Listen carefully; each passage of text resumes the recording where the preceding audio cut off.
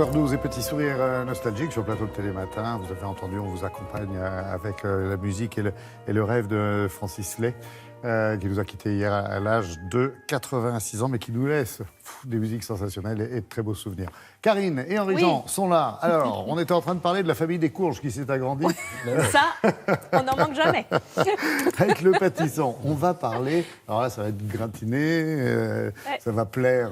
Le gratin plaît toujours, monsieur VIP. Bien sûr, c'est le haut du gratin, monsieur VIP. Parce qu'on va parler gratin. Ça, cette saison. Oui, on dit le haut du gratin parce que c'est le meilleur. C'est le meilleur, c'est ce qui croustille. On se bat pour ce haut du gratin.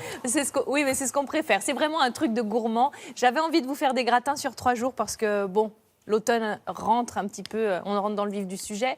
Et là, on est en pleine saison de toutes les courges. On voit plus Henri-Jean, là, du coup. Il est ton sur ton.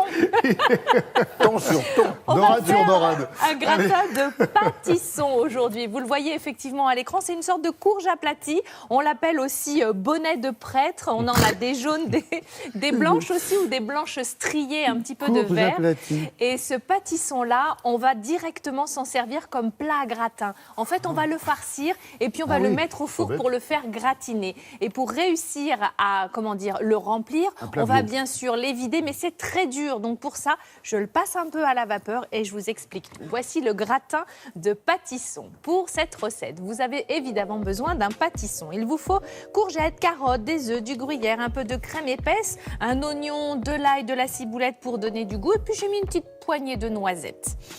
Oui, je suis comme ça. Ça va croquer un peu sous la dent. Ouais, c'est assez agréable. Alors, vous mettez directement votre pâtisson au cuiseur vapeur. Lorsque vous l'achetez, pensez à ce qu'il rentre dans votre cuiseur. Donc, prenez-le pas trop gros, qu'il soit bien lisse, sans tache. Mais oui, mais il faut y penser. Voilà, c'est mieux d'y penser avant que sur le... Voilà. Ceci dit, vous pouvez le mettre dans l'eau bouillante aussi. Ça pose pas de souci. Mais moi, j'aime pas ça. Voilà.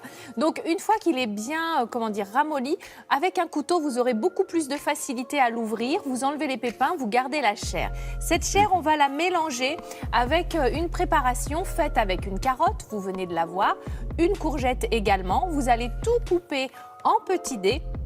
Et on va faire revenir tout ça dans une poêle, évidemment, avec un petit peu de matière grasse. Donc la carotte, de la même manière, une fois qu'elle est épluchée, vous allez la couper en petits dés. Donc sur la planche, vous voyez, il y a la chair du pâtisson, la courgette, la carotte, exactement. C'est ce petit travail de taille qui est un petit peu plus long. Vous allez faire revenir un oignon, là aussi épluché, coupé en petits morceaux. Et puis, vous allez ajouter la carotte, vous allez bien mélanger. On commence par la carotte parce qu'elle est bien sûr plus longue à cuire que la courgette, tout à fait, que vous ajoutez ensuite. Vous mélangez bien, vous n'oubliez pas d'assaisonner à chaque fois, de saler, de poivrer, pour donner du goût justement, une petite gousse d'ail. Si vous n'êtes pas fan, bien sûr, vous n'en mettez pas. Et puis, les petites noisettes concassées sur la planche, vous allez les mettre comme ça directement. Voilà, on parlait de l'assaisonnement, voilà, le sel et le poivre. Et on va mettre nos petites noisettes à l'intérieur. La chair... C'est un peu doux, là. Ouais, alors d'abord... Un peu vif, quand même. Ouais, un peu vif, parce que sinon, on va s'endormir.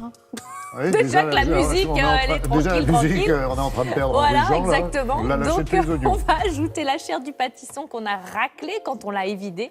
Et on a une belle poêlée, voilà, avec de l'oignon, de l'ail, des carottes, des courgettes, des petites noisettes, la chair du pâtisson.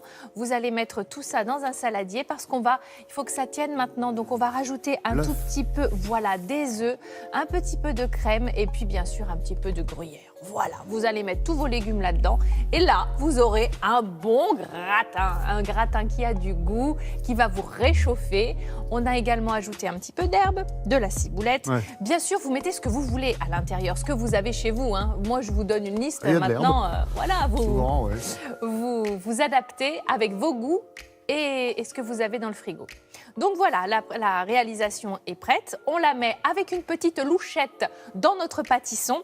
Là, j'ai fait une ouverture pas très large. Vous pouvez ouvrir plus largement votre pâtisson, pourquoi pas. Et vous allez mettre le tout au four à 180 degrés, en fait, jusqu'à ce que ce soit bien gratiné un petit peu sur le dessus. Vous voyez, la couleur va changer du pâtisson. Non. ça bouger, va. ça. Vous allez voir, mon cher Laurent.